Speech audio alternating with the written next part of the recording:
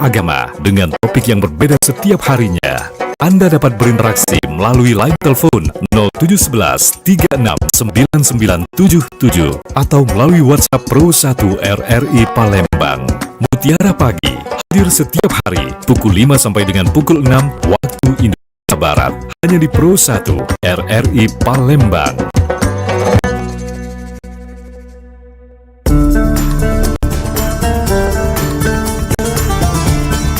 Untuk menambah hazanah wawasan Anda dalam agama Islam, segera Anda ikuti Mutiara Pagi.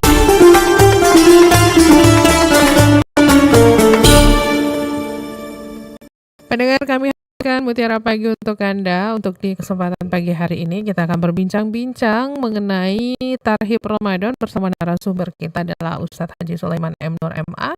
Kita sudah tersambung di ujung telepon bersama beliau. Assalamualaikum Ustadz. Oke,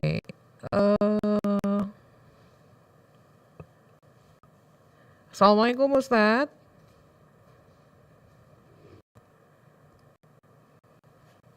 Ustadz, terputus. Dicoba lagi ya, kita coba lagi untuk segera tersambung bersama Ustadz Sulaiman di ujung telepon di 0711 369977 0821 7927 980. Nanti Anda bisa bergabung bersama kami. Jadi silakan saja untuk berbincang-bincang membahas mengenai Tarhib Ramadan. Kita coba kembali untuk tersambung bersama beliau. Assalamualaikum Ustadz. Ustadz, Assalamualaikum. Waalaikumsalam warahmatullahi wabarakatuh, Mbak Tata. Baik, kabar gimana Ustadz? Udah lama nggak ngobrol sama Ustadz Sulaiman ini, Tata. Ya, alhamdulillah sehat walafiat, Mbak Tata. Sehat ya Ustadz ya? Alhamdulillah sehat Ustadz. Amin. Mudah-mudahan kita sampai di Ramadan nanti ya Ustadz ya. Amin. Alhamdulillah, amin. Baik, perbincangan kita di pagi hari ini mengenai Tarhib Ramadan Ustadz ya. Ya, Mbak Tata. Sebelum pendengar bergabung untuk tanya jawab, apa yang mau disampaikan Ustadz, silakan. Baik, terima kasih Mbak Tata. Assalamualaikum warahmatullahi wabarakatuh. Alhamdulillah wassalatu wassalamu ala rasulillah wa ala alihi wa sahbihi wa man wala. Para pendengar Mutiara Pagi di RRI Radio Palembang. Alhamdulillah, puji syukur persembahkan kehadiran Allah, salawat dan salam tercurah atas junjungan alam baginda Nabi Muhammad sallallahu alaihi wa alihi wasallam. Jumat 25 Sya'ban 1447 Hijriah bertepatan dengan 13 Februari 2026. Artinya insya Allah 5 hari ke depan kita memasuki bulan Ramadan. Ramadan adalah bulan yang mulia. Ramadan adalah bulan ibadah. Ramadan adalah bulan keberkahan. Nabi Sallallahu Alaihi Wasallam menyatakan man farihah bidukhuli Ramadan haramallahu jasadahu ala niran. Barang siapa yang berbahagia memasuki bulan Ramadan, Allah akan haramkan jasadnya dari api neraka. Hadis ini mengingatkan kepada kita dan memotivasi kita semua untuk menjaga hati kita pada saat memasuki bulan mulia, bulan berkah, bulan ibadah, yakni bulan Ramadan. Kebahagiaan yang ada pada diri kita menunjukkan bagaimana kita sebagai umat manusia, wabil khusus orang-orang yang beriman, merasa bahagia, merasa menerima, merasa senang dengan hadirnya bulan Ramadan. Allah Subhanahu wa Ta'ala jadikan bulan Ramadan ini adalah bulan di mana Allah akan lipat gandakan pahala, nilai-nilai pahala ibadah kita. Semua ibadah yang kita kerjakan, semua ibadah yang kita lakukan di bulan suci Ramadan nanti akan Allah lipat gandakan ibadahnya. Oleh karena itu, para pendengar Mutiara Pagi yang dimuliakan Allah, Mari kita persiapkan diri kita untuk bersama-sama melakukan ibadah di bulan Ramadan.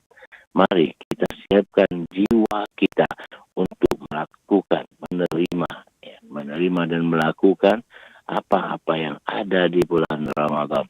Sehingga apa yang Allah janjikan di dalam Al-Quran saat ayat Al-Baqarah 183, la'allakum tattaqun, memang benar-benar kita akan menjadi orang yang bertakwa.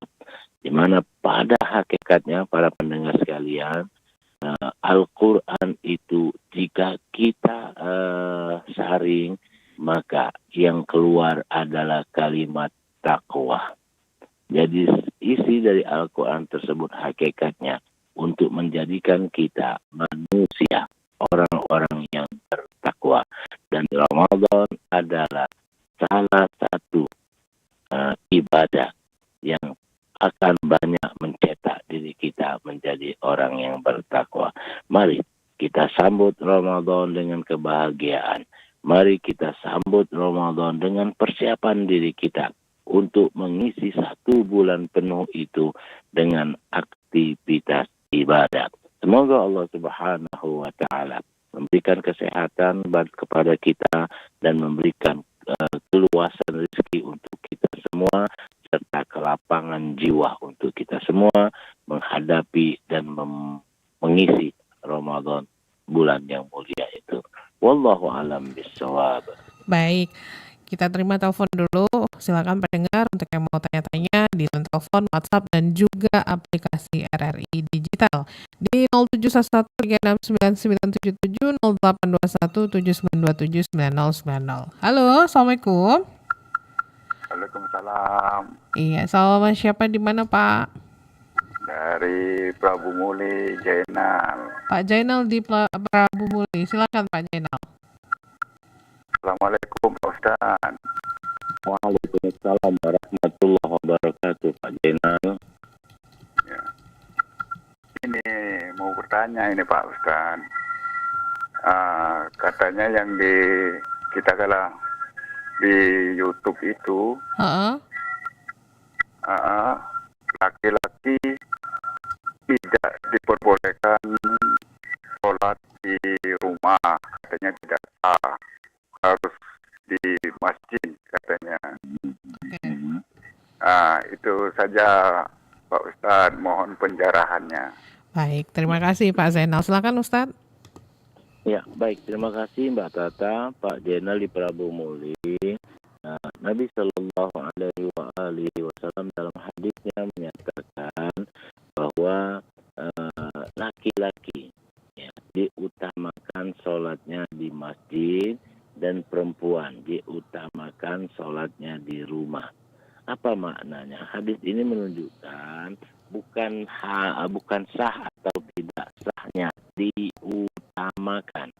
Ya, artinya seorang laki-laki untuk memakmurkan masjid, diutamakan untuk memakmurkan masjid, sholatnya di masjid atau musola ya di sekitar untuk memakmurkan masjid.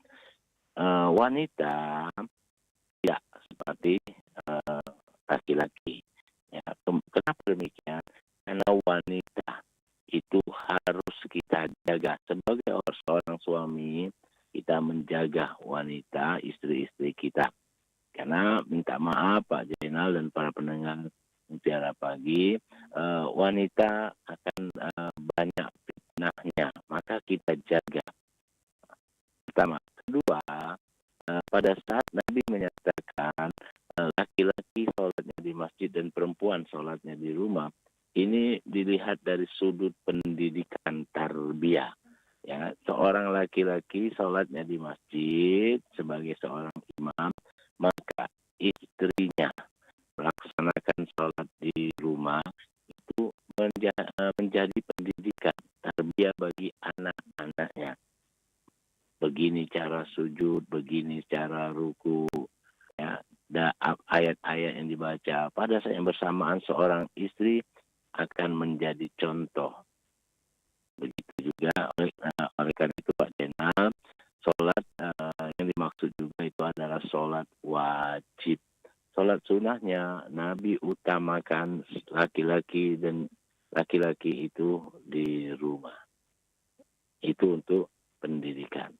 Wallahu a'lam bishawab. Baik, lanjut lagi silakan pendengar. Halo, assalamualaikum. Halo, halo. Iya, halo. Iya, sama siapa di mana? Assalamualaikum Kak Tata. Iya, sama siapa ini? Rian di Sudirman. Silakan Dian. Iya, Assalamualaikum Pak Ustadz. Waalaikumsalam warahmatullahi wabarakatuh. Semoga Ustadz mendapatkan tauhid, Ustadz ya. Amin. Iya, saya mau bertanya Ustadz ya. Kenapa bulan Ramadan tuh disebut Sayyidul Suhur ya Ustadz ya? Iya. Yang kedua Ustadz ya.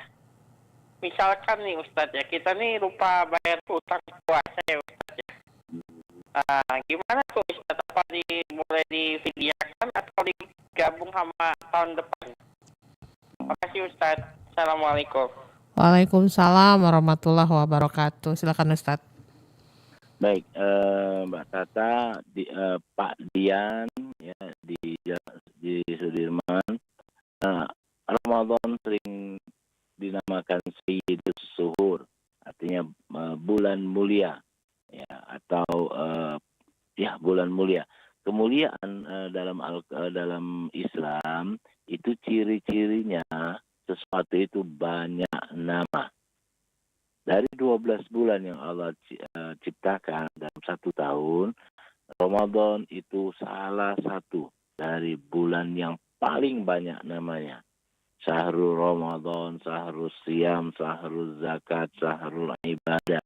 Ya, seluruh banyak namanya. Jadi, mengapa Ramadan dinamakan Sayyidul Suhur? Salah satu di antaranya karena banyak nama. Dan nama tersebut menunjukkan isi dari Ramadan tersebut. Dinamakan Syahrul Siyam karena di bulan Ramadan kita diwajibkan untuk berpuasa. Dinamakan Syahrul Ibadah karena di bulan Ramadan ibadah diperbanyak.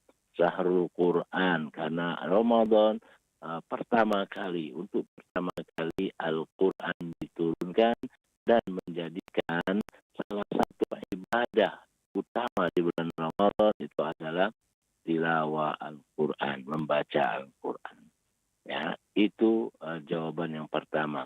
Jawaban yang kedua, mengqadha puasa yang tertinggal.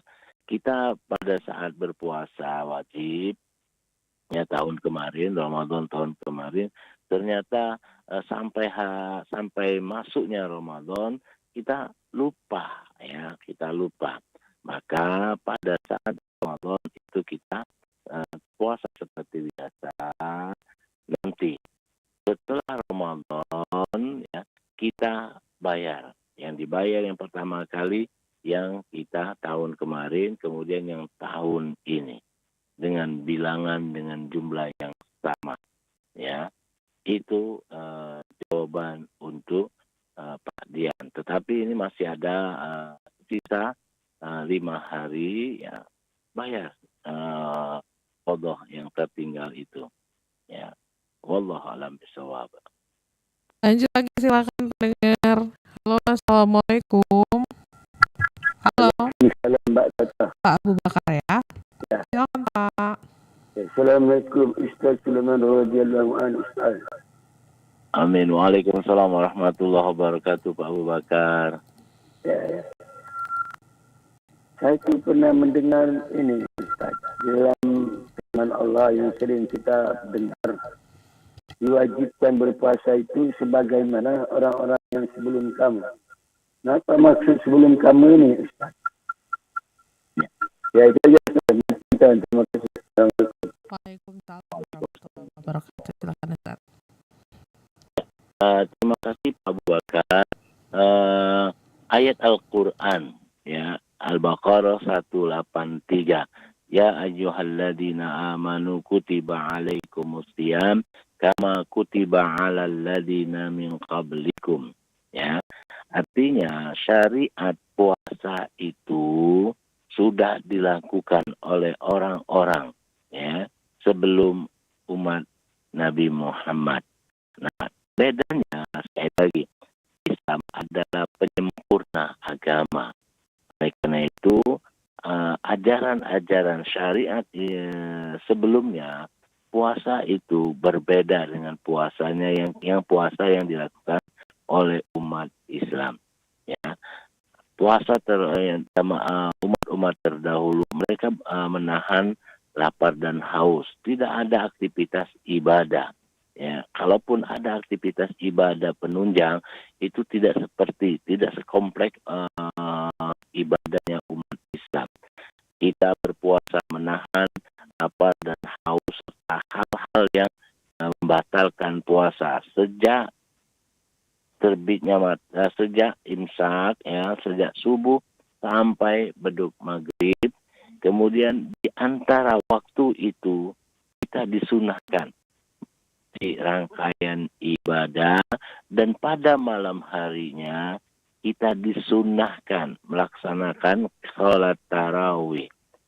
Nah, artinya apa? Ada syariat umat-umat sebelum umat Nabi Muhammad Sallallahu Alaihi Wasallam, itu syariat puasa. Tetapi sekali lagi Pak Abu Bakar, puasanya umat-umat sebelum umat Nabi Muhammad itu berbeda. Kita kenal ada puasa Daud, artinya hari ini puasa, besok tidak, lusa puasa dan seterusnya. Ya, itu salah satu bentuk contoh. Ya, oleh karena itu mana dari orang-orang sebelum kamu itu maknanya menunjukkan bahwa syariat puasa sudah ada sebelum umat Nabi Muhammad. Wallahu a'lam bishawab. Sebelum lanjut lagi terima telepon, saya bacakan dulu ini pertanyaan dari pendengar yang masuk via WA dari Pak Edi di Kisah. Assalamualaikum Ustadz, saya mau bertanya, kalau sholat hajat itu dilakukan sehabis sholat isya, apakah boleh gitu? Silakan Ustadz. Ya, terima kasih Pak Edi ya, di Kisah. Sholat hajat bisakah dilakukan setelah isya? Bisa. Jadi artinya sholat hajat tersebut bisa kita lakukan setelah sholat isya atau setelah setelah sholat malam, waktu sholat malamnya, ya, itu boleh. Ya. Wallahu a'lam bishawab. Sudah dijawab ya. Lanjut lagi, silakan dengar di line telepon 0711369977 082179279090. Halo, assalamualaikum. Halo. Assalamualaikum warahmatullahi wabarakatuh. Waalaikumsalam. Sama siapa di mana? Bunda Ida di Banyuasin. Silakan Bunda Ida. Assalamualaikum Pak Ustadz. Waalaikumsalam warahmatullahi wabarakatuh. Bunda Ida, silakan. Saya mau tanya tentang ini, seorang wanita tadi kan tidak boleh sholat di masjid. Berarti dia tidak mendapatkan pahala berjemaah di masjid itu Pak Ustadz. Gimana Pak Ustadz? Mohon pencerahannya lebih lanjut lagi. Ya. Baik, terima kasih Bunda. Lanjut, silakan Ustadz. Bisa diulangi, tadi agak terganggu suaranya. Kan perempuan itu tidak boleh sholat di masjid katanya ya. Berarti dia tidak mendapatkan pahala atau amal dari sholat di masjid itu ya Ustaz, gitu. Tidak menjalankan gitu. Ya. Baik, terima kasih Mbak Tata. Bunda Ida sama dengan penanya pertama tadi ya. Mengapa laki-laki itu ditekankan melaksanakan sholatnya di masjid? Ya, pertama, ya, laki-laki melaksanakan sholat di masjid itu untuk memakmurkan masjid. Ya. Kedua, mengapa? Artinya perempuan tidak bisa mendapatkan ibadah-ibadah sunnah di masjid. Jawabannya iya, namun sekali lagi karena hadis ini menunjukkan keutamaan, maka akan ada sunnah-sunnah yang bisa dilakukan oleh seorang seorang istri atau seorang wanita di rumah. Mereka bisa melaksanakan tilawah Al-Quran, aslinya mereka bisa juga melaksanakan ibadah-ibadah yang akan mendapatkan potensi pahala. Itu Bunda Ida. Wallahu a'lam bishawab. Sudah dijawab ya Bunda Ida, lanjut lagi silakan dengar. Halo. Halo. Iya, sama siapa di mana?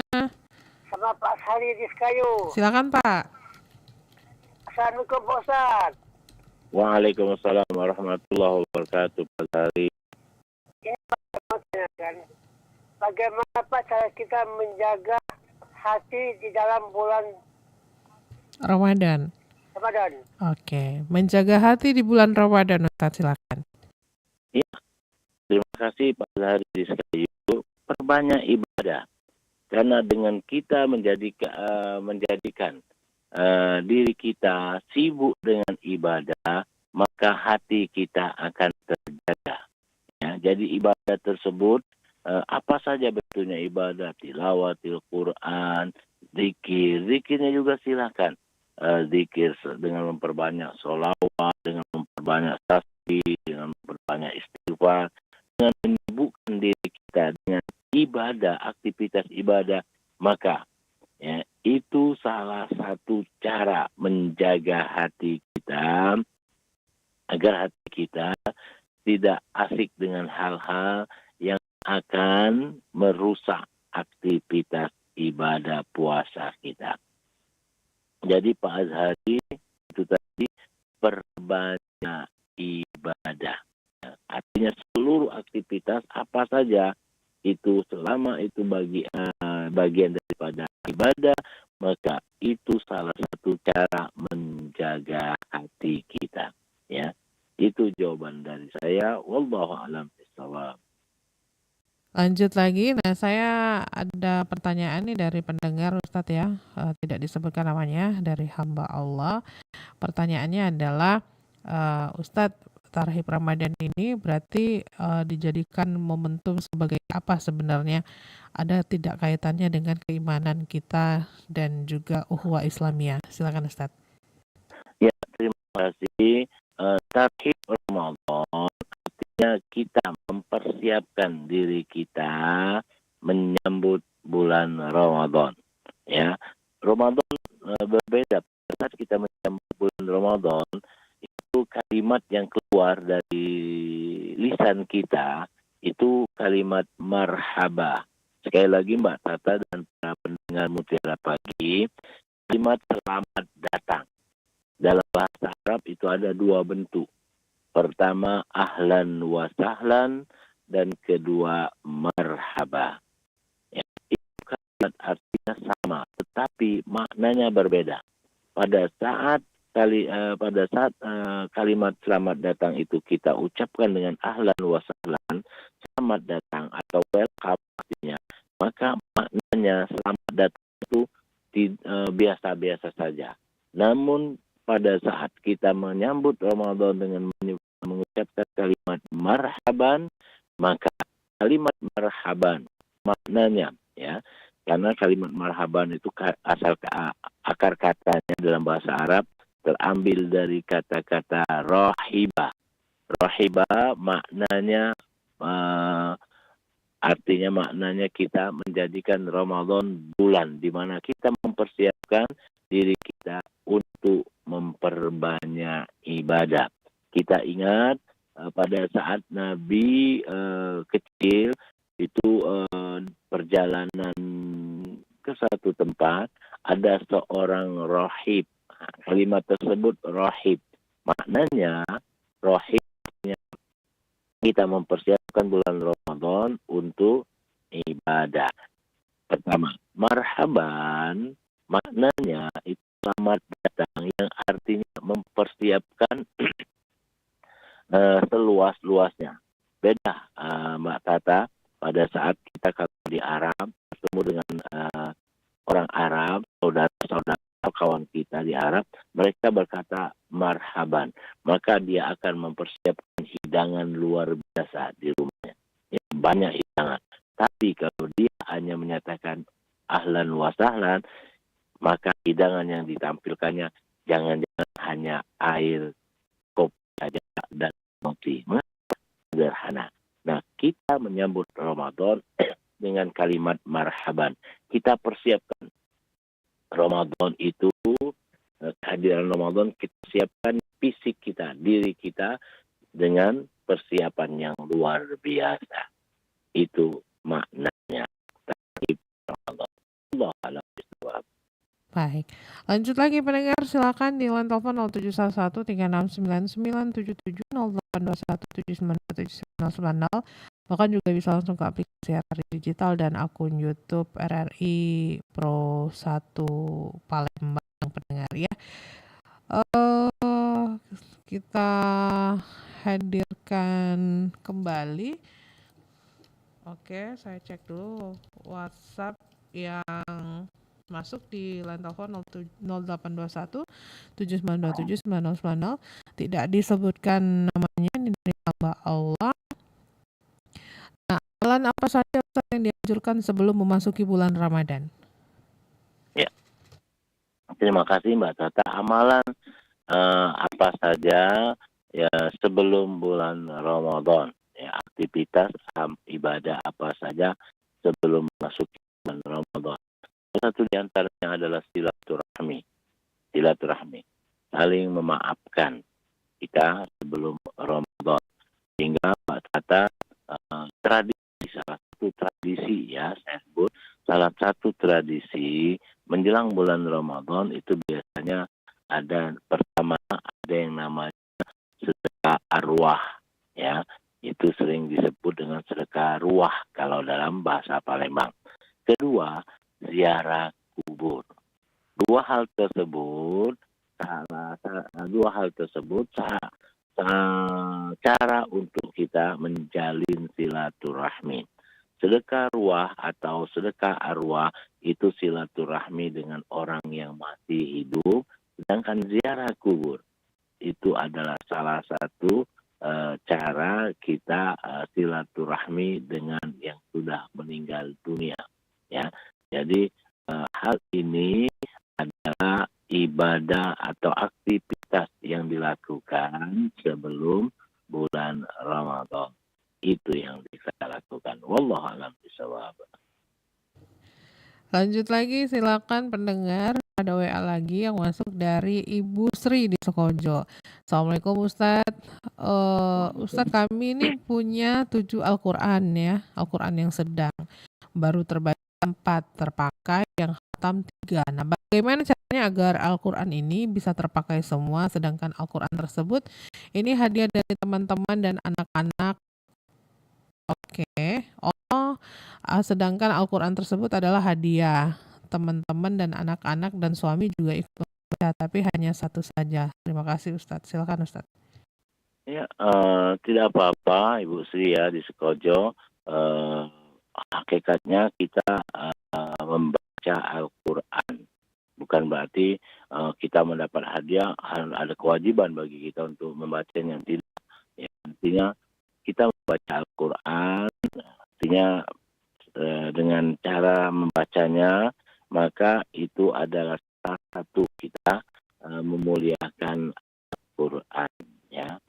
Silakan apakah yang dikasih oleh anak atau kita yang beli sendiri atau kita dikasih oleh teman-teman, sembarang, tidak apa-apa, ya, itu membaca Al-Qur'annya. Wallahu a'lam bishawab. Lanjut lagi di 0821 7927 9090, ini dari 812 sekian. Tidak disebutkan namanya juga. Oke. Nah, Ustadz,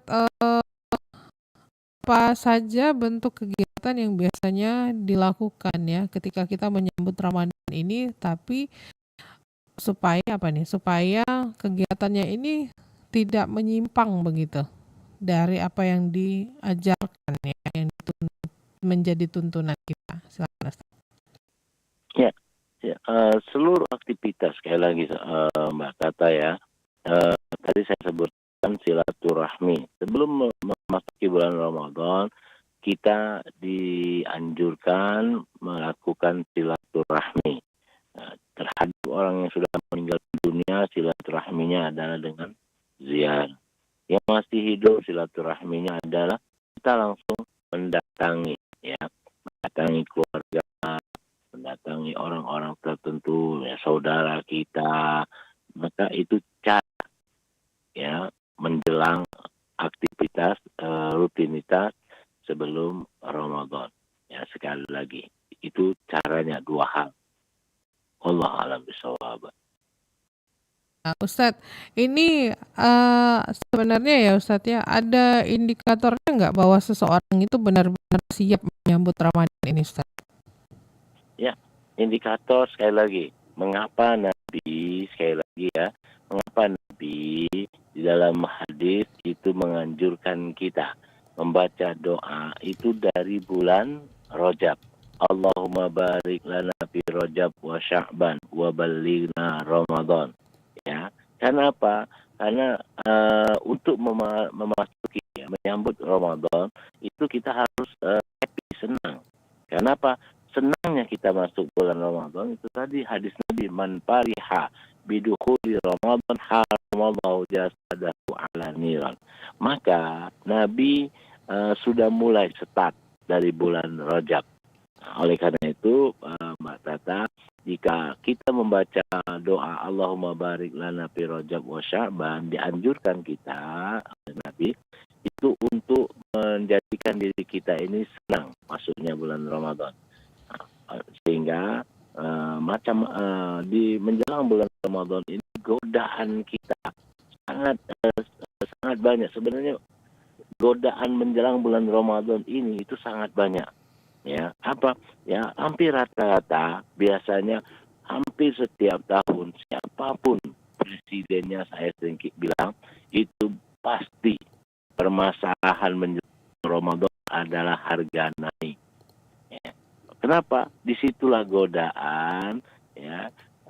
Orang yang merasa senang dengan masuknya bulan Ramadan itu kan bukan hal yang mudah, tetapi hal yang susah.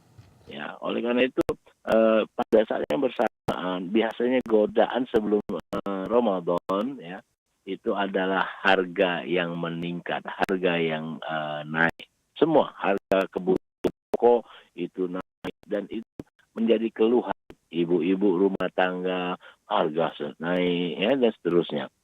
Padahal kita harusnya happy, harusnya senang dengan memasuki bulan Ramadan. Ya, kenapa kita senang? Karena dengan happy-nya kita, dengan senang kita masuk bulan Ramadan, saat kita terhindar dari api neraka. Maka godaan dari setan, dari iblis adalah menjadikan harga itu naik sehingga kita merasa senang, sudah tak ada lagi dengan masuknya bulan Ramadan. Terhadap itu saja. Allah alam. Lanjut lagi, silakan pendengar. Ini ada pertanyaan dari 0821 8558 sekian dari hamba Allah. Assalamualaikum Ustadz.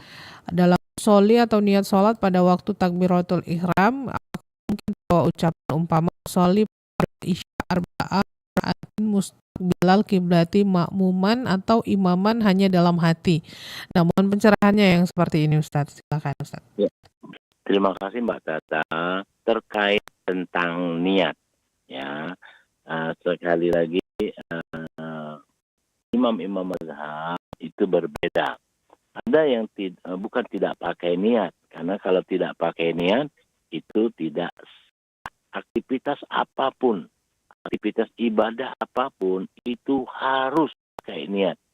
Ya, bukan tidak pakai niat, tetapi apakah dilafazkan atau tidak, ya. Imam Syafi'i adalah imam yang ikhtiyarnya sangat tinggi, hati-hatinya sangat tinggi.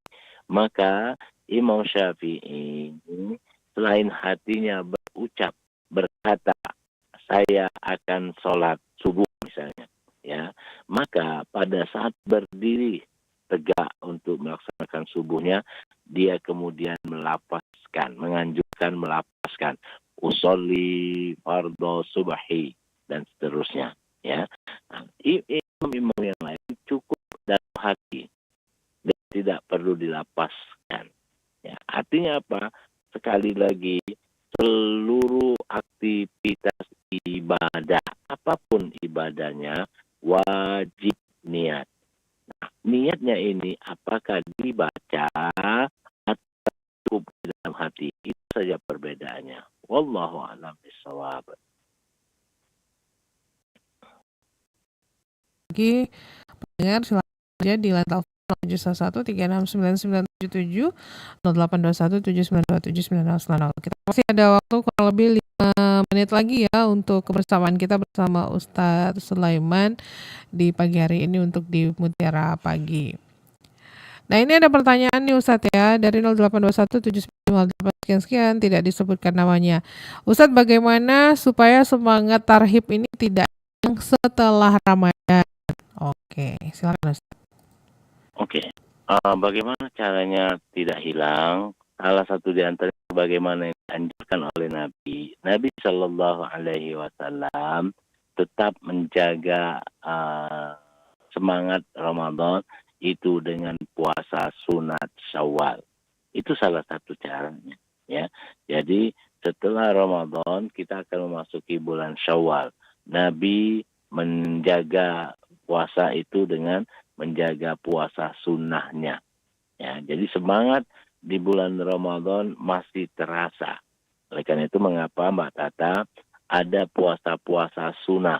Ada puasa sunnah Senin Kamis, ada puasa sunnah Ayamul Bid, ada puasa sunnah Daud. Ya, itu salah satu cara ya menghidupkan aktivitas Ramadan dalam hari-hari selain Ramadannya. Karena biasanya pada saat kita berpuasa, maka ya, keadaan atau nilai Ramadan itu ada di tengah-tengah kita. Kita menjaga lisan, kita menjaga penglihatan mata kita, dan kita menjaga panca indera kita. Itu dalam aktivitas ibadah puasa selain puasa wajib di bulan Ramadan. Maka tetap menjaganya ya dari puasa Syawal dan seterusnya. Wallahu a'lam bishawab.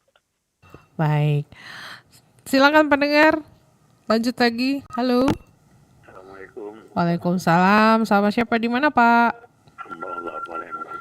Hamba Allah di Palembang. Silakan, Pak. Assalamualaikum Ustaz. Waalaikumsalam warahmatullahi wabarakatuh. Dalam pembulan puasa dan satu bersama ini. Pak, ini nggak kedengeran, Pak. Suaranya, feedbacknya kuat banget. Suara Bapak kecil banget. Silakan diulang lagi, Pak. Pembulan Syawal dan Ramadan itu ada perselisihan antara hisab dan ru'ya. Melihat bulan dengan perhitungan. Kalau Muhammadiyah itu ada hisab. Dan juga di kalangan ulama NU juga pakai hisab. Yang kami tanyakan ketika Rasulullah itu menyatakan melihat apa puasa dan Ramadan dan Syawal itu melihat bulan. Bagaimana itu pendapat? Baik. Ya, silakan Ustaz. Hisab dan ru'yat itu sebenarnya sama ya. Memang kalau dalam teks hadisnya sumu li ru'yati waftiru li ru'yati ya. Berpuasalah dengan melihat bulan dan Idul Fitrilah dengan melihat bulan. Itu secara tekstual melihat bulan. Tetapi melihat juga bisa dalam artian menghitung ya. Kita bisa melihat bulan dengan cara menghitung di ibadah puasa dan sebenarnya ibadah seluruhnya itu dengan melihat bulan. Masuknya bulan Syawal kita pastikan setelah kita hitung ini hari ke-28, maka itu hitungan hisab ya, kita sudah berpuasa sekarang misalnya tanggal 25 Sya'ban. Nanti tanggal 28 Sya'ban itu kita melihat bulan. Maka jika bulan ada, maka Sya'ban kita 29 hari. Tetapi jika pada tanggal 28 8 tidak terlihat, 29 tidak terlihat, maka kita lakukan istiqmal. Apa itu istiqmal? Melengkapi atau menyempurnakan 1 bulan Ramadan itu menjadi 30 hari. Perlu kita ketahui bahwa ya dalam penanggalan Islam itu hanya ada 29 dan 30 dalam 1 bulannya. Ya, 29 hari dan 30 hari. Tidak ada 31, tidak ada 28 ya dalam sama seperti penanggalan di kalender miladiah tanggal 28 Februari, tanggal 31 tidak ada. Tapi ya dalam kalender Islam Hijriah itu hanya ada 29 dan 30. Kalau ada bulan maka kita puasa. Tapi kalau tidak ada bulan maka kita sempurnakan. Dalam 1 bulan itu menjadi 30 hari. Wallahu a'lam bishawab. Baik Ustadz, semua pertanyaan sudah kita jawab Ustadz ya. Sebelum diakhiri perbincangan kita di pagi hari ini, apa yang mau disampaikan untuk menutup kebersamaan kita pagi hari ini? Silakan Ustadz. Baik, terima kasih Mbak Tata, para pendengar Mutiara Pagi dimanapun Anda berada. Mari kita sambut bulan Ramadan dengan perasaan senang, dengan perasaan tenang, hati kita bersih, dengan memperbanyak dan kita isi Ramadan nantinya dengan memperbanyak ibadah untuk menjaga agar hati kita memang benar-benar terarah kepada hal yang merubah kita menjadi orang-orang yang baik. Terima kasih, minta maaf atas segala kesalahan dan kehilafannya. Semoga Allah berkahi kita semua. Wallahu a'lam bishawab. Wassalamualaikum warahmatullahi wabarakatuh. Waalaikumsalam warahmatullahi wabarakatuh. Terima kasih Ustadz, selamat melanjutkan aktivitas kembali. Assalamualaikum. Waalaikumsalam. Pendengar, terima kasih juga untuk Anda yang sudah bergabung bersama kami. Selanjutnya kami akan hadirkan berita pukul 6 waktu Indonesia Barat. Tetaplah bersama kami di Pro 1 Palembang, kanal informasi dan inspirasi. 92,4 FM Pro 1 RRI Palembang.